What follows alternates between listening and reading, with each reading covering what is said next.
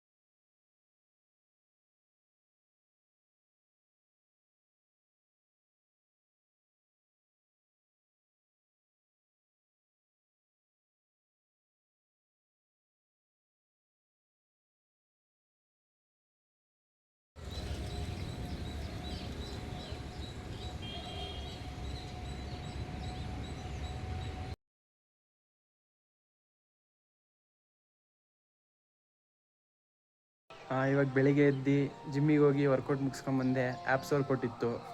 ಆಮೇಲೆ ಇವಾಗ ಬಟ್ಟೆ ಚೇಂಜ್ ಮಾಡಿ ಬರೀ ಚಡ್ಡಿ ಮೇಲೆ ಬಂದು ಮೆಡಿಟೇಷನ್ ಮಾಡ್ತೀನಿ, ಮತ್ತು ಬುಕ್ಸ್ ಓದ್ತೀನಿ. ಬರೀ ಚಡ್ಡಿ ಮೇಲೆ ಬರೋದು ಯಾಕಂದರೆ ಇದು ಸನ್ಲೈಟ್ ಸಿಗುತ್ತೆ. ಸನ್ಲೈಟ್ ಸಿಕ್ಕಿದರೆ ಮೆಲಟೋನಿನ್ ಜಾಸ್ತಿ ಆಗುತ್ತೆ, ಆವಾಗ ನಿದ್ದೆ ಚೆನ್ನಾಗಿ ಬರುತ್ತೆ. ಆಮೇಲೆ ಸ್ಲೀಪ್ ಸೈಕಲ್ ಫಿಕ್ಸ್ ಆಗುತ್ತೆ. ಅದಕ್ಕೆ ನಾನು ಬರೀ ಚಡ್ಡಿ ಮೇಲೆ ಬರೋದು. ಆಮೇಲೆ ಇವಾಗ ಇಲ್ಲಿ ಕುತ್ಕೊಂಡು ಮೆಡಿಟೇಷನ್ ಮಾಡಿ 5 ನಿಮಿಷ, ಆಮೇಲೆ 5 ಪೇಜ್ ಬುಕ್ಸ್ ಓದ್ತೀನಿ. ಮೊದಲಿಗೆ ಸ್ಟಾರ್ಟಿಂಗ್ ನಾನು 3 ಪೇಜಿಂದ ಸ್ಟಾರ್ಟ್ ಮಾಡಿದ್ದೆ.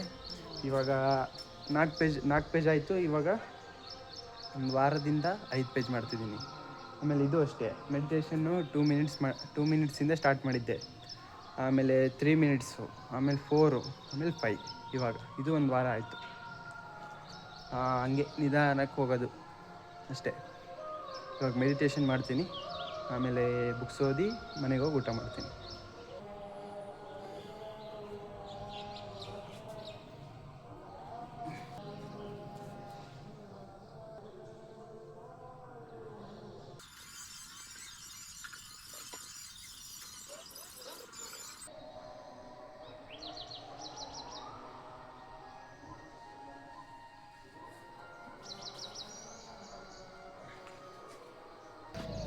ನಾನು 5 ನಿಮಿಷ ಮೆಡಿಟೇಷನ್ ಮಾಡಿದೆ ಅಂತ ಹೆಂಗೆ ಗೊತ್ತಾಗುತ್ತೆ ಅಂದರೆ, ನಾನು ಬ್ರೀತ್ ಕೌಂಟ್ ಮಾಡ್ತೀನಿ. ಅಂದರೆ ಒಂದು ಸಲ ಫುಲ್ ಉಸಿರು ಬಿಟ್ಟು ಇನ್ನೊಂದು ಸಲ ಫುಲ್ ಉಸಿರು ಎಳ್ಕೊತೀವಲ್ಲ, ಆವಾಗ ಒಂದು ಸಲ ಕೌಂಟ್ ಮಾಡ್ತೀನಿ. ಅದನ್ನು 20 ಸಲ ಕೌಂಟ್ ಮಾಡಿದರೆ 5 ನಿಮಿಷ. ನಾನು ಇವಾಗ 25 ಸಲ ಮಾಡಿದೆ. ಹೆಂಗಾದ್ರೂ ಇರಲಿ 5 ನಿಮಿಷ ಮೇಲೆ ಆಗಲಿ ಅಂತ 25 ಸಲ ಮಾಡಿದೆ. ಹಂಗೆ ಗೊತ್ತಾಗುತ್ತೆ. ಇಲ್ಲ ಅಂದರೆ ನಾನು ವೀಡಿಯೋ ಶೂಟ್ ಮಾಡ್ತಿಲ್ಲ ಅಂದರೆ ಟೈಮರ್ ಇಡ್ತೀನಿ ಮೊಬೈಲಲ್ಲಿ, 5 ನಿಮಿಷದ ಟೈಮರು.